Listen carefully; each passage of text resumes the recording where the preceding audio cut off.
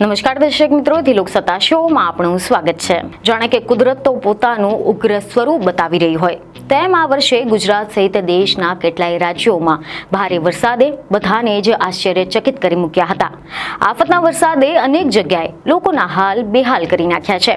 એટલું જ નહીં, જે રીતે પૂર અને ભૂસ્ખલનની ઘટનાઓ સામે આવી છે, આના કારણે મોટા પ્રમાણમાં જાનમાલનું પણ નુકસાન થઈ રહ્યું છે।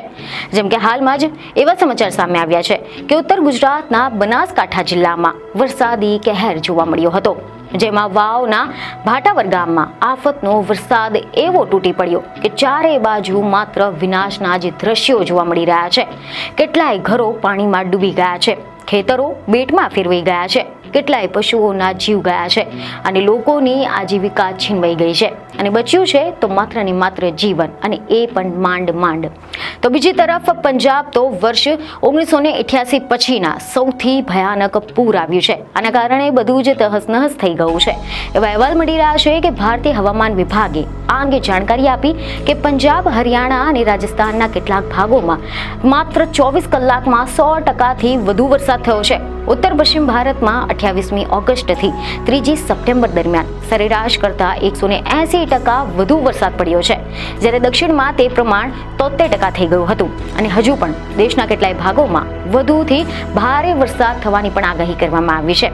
ત્યારે હવે એ સવાલ એ થઈ રહ્યો છે કે આખરે ભારતમાં ચોમાસું આટલું બધું તોફાને કેમ ચડ્યું છે? આ પાછળના કારણો શું છે?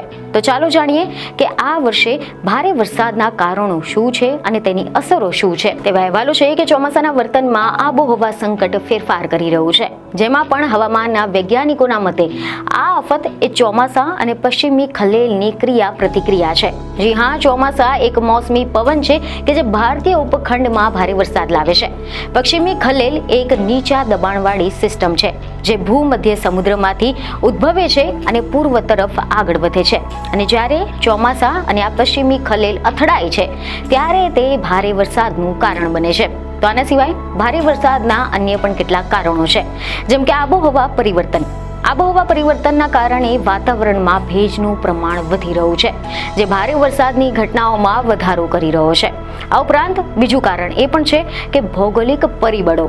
હિમાલય અને પશ્ચિમી ઘાટ જેવા પર્વતીય પ્રદેશોમાં ભારે વરસાદ થવાની સંભાવના વધુ હોય છે, કારણ કે આ વિસ્તારો ચોમાસાના પવનોને અટકાવી દે છે અને તેમને ઉપર તરફ ધકેલે છે, જેના કારણે ભારે વરસાદ થતો હોય છે। આ સિવાય ત્રીજું અને મહત્વનું કારણ છે માનવ પ્રવૃત્તિઓ।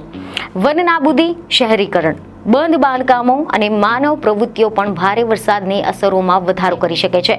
જેમ કે પાછલા કેટલાક વર્ષોના કુદરતી કહેર પર જો આપણે નજર કરીએ તો દેશમાં ભારે વરસાદ અને ભૂસ્ખલનની ઘટનાઓમાં વધારો જોવા મળી રહ્યો છે અને આના કારણે વળી જાનમાલનું પણ નુકસાન વધી ગયું છે। આ સિવાય આ ભારે વરસાદ કૃષિ ઉત્પાદનને પણ અસર કરી શકે છે, જેનાથી ખાદ્ય સુરક્ષાને પણ જોખમ થઈ શકે છે। અને આ મુખ્ય ફેરફાર છે કે ગરમ વાતાવરણના કારણે હિંદ મહાસાગર અને અરબી સમુદ્ર બંનેમાં હવામાં ભેજનું પ્રમાણ ખૂબ જ વધી ગયું છે। ભૂતકાળમાં ચોમાસામાં જૂન, જુલાઈ અને ઓગસ્ટ અને સપ્ટેમ્બર દરમિયાન સતત વરસાદ થતો હતો, પરંતુ હાલ તો આપણે જોવા જઈએ તો હવામાન શાસ્ત્રીઓએ નોંધ્યું છે કે લાંબા સમય સુધી સૂકા સમયગાળા પછી હવે નાના વિસ્તારોમાં ટૂંકા ગાળામાં મોટા પ્રમાણમાં વરસાદ થઈ રહ્યો છે।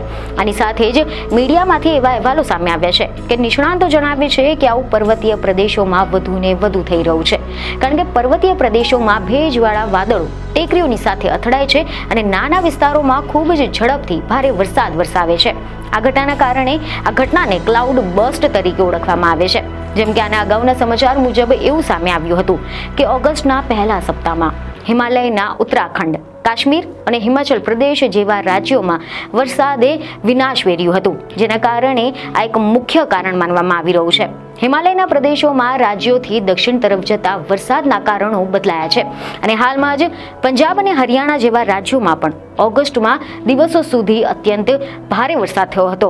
હવામાન શાસ્ત્રીઓનું કહેવું છે કે મુખ્યત્વે ભારતીય ઉપખંડમાં પહેલાથી જ અસ્તિત્વ ધરાવતી જે વર્ષાની પ્રણાલીઓ છે, આની સાથે જ ભૂમધ્ય પ્રદેશોમાં ઉદ્ભવતી તેમજ પૂર્વ તરફ આગળ વધતી વેસ્ટર્ન ડિસ્ટર્બન્સની જે સિસ્ટમ છે તેમની નામની જે લો પ્રેશર છે તે સિસ્ટમ વચ્ચેની ક્રિયા પ્રતિક્રિયાને કારણે આવું બધું થઈ રહ્યું છે. અને આ જ બધા વેસ્ટર્ન ડિસ્ટર્બન્સીસ ઘણીવાર વાતાવરણના ઉપલા સ્તરોમાંથી ઠંડી હવાના સમૂહનું વહન કરે છે. અને વર્તમાન ચોમાસામાં બન્યું જે છે તેમ નીચલા સ્તરોમાં પ્રમાણમાં ગરમ તેમજ ભેજવાળી હવા મળે છે ત્યારે હવામાનની તીવ્ર પ્રવૃત્તિ સર્જાતી હોય છે. અને ઉત્તર ભારત અને અન્ય દેશોના મોટાભાગના ભાગોમાં મોટા સમયગાળા દરમિયાન પણ ભારે વરસાદ મુખ્યત્વે વર્ષાની પ્રણાલી અને વેસ્ટર્ન ડિસ્ટર્બન્સની અથડામણના કારણે થયો હોવાની હકીકતને હવામાન વિભાગે પણ પુષ્ટિ આપી છે. ચોમાસું તેની ટોચ પર હોય ત્યારે આવી બધી ક્રિયા પ્રતિક્રિયાઓ અસામાન્ય હોય છે, કારણ કે આ સમય દરમિયાન વેસ્ટર્ન ડિસ્ટર્બન્સીસ સામાન્ય રીતે ઉત્તર તરફ પાછું વળતું હોય છે. પરંતુ ચોમાસાની વર્તમાન ઋતુમાં જે ભારે વરસાદ ખાબક્યો છે તેના કારણે દેશના ઘણા ભાગોમાં આવેલા પૂરનું મુખ્ય કારણ છે. પરંતુ ખાસ કરીને અચાનક પૂર આવે અને ભૂસ્ખલન થાય તેમાં અન્ય પરિબળો પણ ભૂમિકા ભજવતા હોય છે. જોકે અહેવાલ એવા સામે આવ્યા છે કે વૈજ્ઞાનિકો આના માટે ઘણા બધા કારણો આપે છે, જેમ કે ગ્લોબલ વોર્મિંગના કારણે હિમ નદીઓ ઝડપથી પીગળવાથી, વધુ ભરાયેલા ગ્લેશિયર લેકના ફાટવા, તિરાડોમાંથી ખુલતા ભૂગર્ભના તળાવના ભરાવો, ભૂસ્ખલનના કારણે આવી બધી પરિસ્થિતિ સર્જાઈ શકે છે. ભૂસ્ખલનના કારણે નદીઓનો માર્ગ અવરોધાય છે, તેથી કૃત્રિમ તળાવ બને છે અને બાદમાં પૂર આવે છે. નિષ્ણાંતોના જણાવ્યા મુજબ આ ગ્લોબલ વોર્મિંગનો અર્થ એ છે કે ભૂતકાળમાં મોટા ભાગે બરફ પડતો હતો તેવા ઊંચા વિસ્તારોમાં વધુને વધુ વરસાદ થઈ રહ્યો છે અને આના કારણે પર્વતો વધુ અસ્થિર થઈ ગયા છે. પાણીનો મોટો પ્રવાહ વહેતો થયો છે અને જમીન ઢીલી થઈ ગઈ છે. અને આ જ બધા પરિબળો છે તે માનવ પ્રવૃત્તિઓને પણ અસર કરી શકે છે તેવી જટિલ બનાવી નાખી છે. પર્વતો અને મેદાનો બંનેમાં નદીઓ તેમજ પૂરના મેદાનોના માર્ગ પર માનવ વસાહતોએ અતિક્રમણ કર્યું છે. એ કારણે તેમનો માર્ગ પણ અવરોધાયો છે. હાઈવે, ટનલ અને હાઇડ્રો પાવર જે પ્લાન્ટ છે આવા બધા વ્યાપક માળખાકીય વિકાસના કારણે પણ આ પર્વતો વધુ નબળા પડી રહ્યા છે. આ વર્ષે સામાન્ય કરતાં વધુ વરસાદની ચેતવણી આપવામાં આવી રહી છે. તેમ છતાં પણ ઘણી બધી જગ્યાએ નદીના પાડા અને જૂની ગટરોનું સમારકામ કરવામાં નથી આવ્યું. તો બીજી તરફ શહેરી પૂરની તીવ્રતા ઘટાડવા માટે જે રચાયેલા જળમાર્ગો છે તેને પ્લાસ્ટિકનો કચરો અવરોધી રહ્યો છે. જેથી વરસાદ અને પૂરની અસરો તેમજ નુકસાનને ઘટાડવા માટે આ બધા જ મુદ્દાઓનું સમયસર નિરાકરણ થવું જરૂરી છે, આવું નિષ્ણાંતો ભારપૂર્વક જણાવી રહ્યા છે. એટલે કે આમ જોવા જઈએ તો આ વર્ષે ભારતમાં જે ભારે વરસાદ થયો છે તેના પાછળ ઘણા બધા કારણો છે, જેમાં ચોમાસા અને પશ્ચિમી વિક્ષેપો, આબોહવા પરિવર્તન, ભૌગોલિક પરિબળો અને માનવ પ્રવૃત્તિઓનો પણ સમાવેશ થાય છે. અને આ જ કારણો છે કે જેને સમજવાથી આપણને ભારે વરસાદની અસરો ઘટાડવામાં અને ભવિષ્યમાં આવી ઘટનાઓ માટે તૈયારી કરવામાં મદદ થઈ શકે છે. તો હવે આ મહત્વના વિષય પર તમારું શું કહેવું છે, તમારું શું માનવું છે તેમને કોમેન્ટમાં જરૂરથી જણાવો. બીજને ખબર સાથે ફરી મળીશું. ધન્યવાદ.